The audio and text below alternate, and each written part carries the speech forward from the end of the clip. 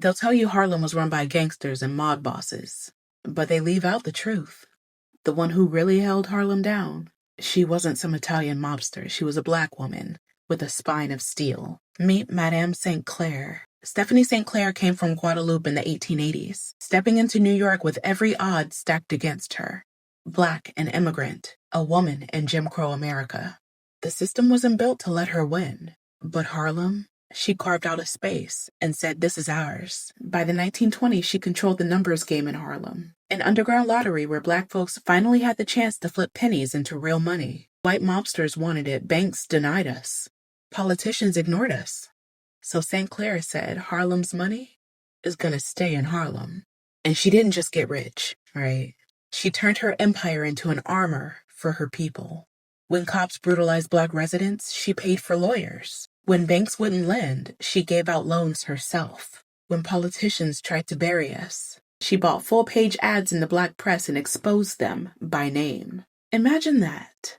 A black woman in the 1920s calling out police corruption in print, daring them to touch her. Then Dutch Schultz, the white mobster who thought he could muscle his way into Harlem. He showed up. He had guns, dirty cops, and the press in his pocket, but she did not blink.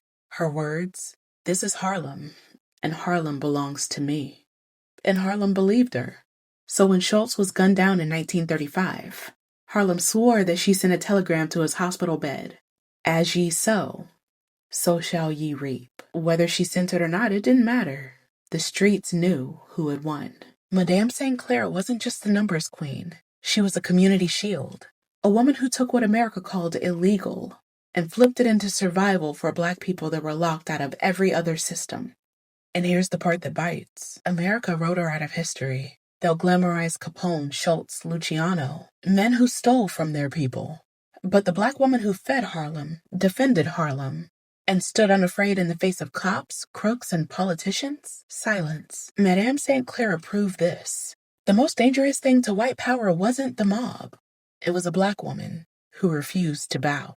Say her name, Madame St. Clair.